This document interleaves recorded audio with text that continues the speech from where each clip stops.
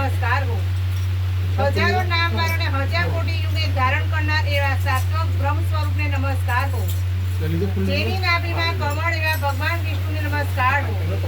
जड़ में शयन करनार श्री विष्णु भगवान ने नमस्कार हो।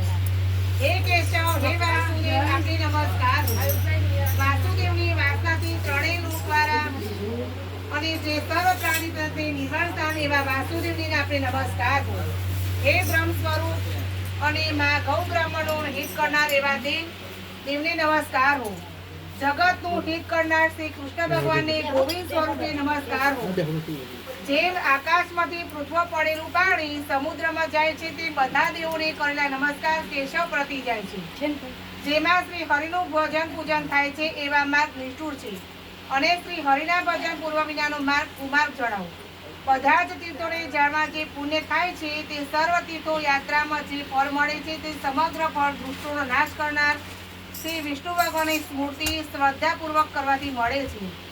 જે મનુષ્યને શ્રી હરિના મંદિરમાં નિત્ય 3 વાર પ્રભાત મધ્ય અને શ્રાદ્ધકાળ 2 વાર કે 1 વાર આ વિષ્ણુ સહસ્ત્ર નામનું પાઠ કરે છે તે સર્વ પાપો કર્મો નાશ પામે છે।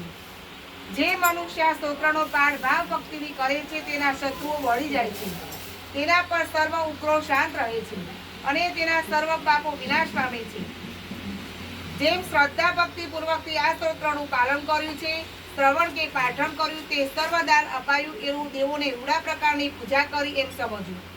જે મનુષ્ય દરેક બારસના દિવસે મારી સમીપ અને આ સહસ્ત્ર નામનો પાઠ કરે છે તે આ લોક કે પરલોકમાં કોઈ પણ ઠેકાણે ભય રહેતો નથી અને તેના કરોડો કલ્પનાનું પાપ ધીમે ધીમે બળી જાય છે। હે અર્જુન, જે મનુષ્ય પિતરા પાસે કે તુલસી પાસે આ વિષ્ણુ સહસ્ત્ર નામનો પાઠ કરે છે તે કરોડો ગાય આપવાનું ફળ આપે છે। વળી જે મનુષ્ય નિત્ય શિવાલય અથવા તુલસીના વનમાં બેસી વિષ્ણુ સહસ્ત્ર નામનો પાઠ કરે છે તે સર્વ પાપો અને દુઃખોનો નાશ પામે છે અને મોક્ષ પામે છે અને તે ઇત્યાદિ ઘોર પાપ હોય તો પણ સર્વ નાશ પામે છે એવું ચક્રધારી ભગવાન શ્રી વચન ઇતિ જન્મ મહાભારત ભીષ્મ યુધિષ્ઠિર સર્વ શ્રી વિષ્ણુ દિવ્ય સહસ્ત્ર નામનો સંપૂર્ણ બોલો કૃષ્ણ કનૈયા ગીતાના પેલા પ્રણામ ધરતી માતાને પ્રણામ ગીતાના બીજા પ્રણામ आई गयो गीता है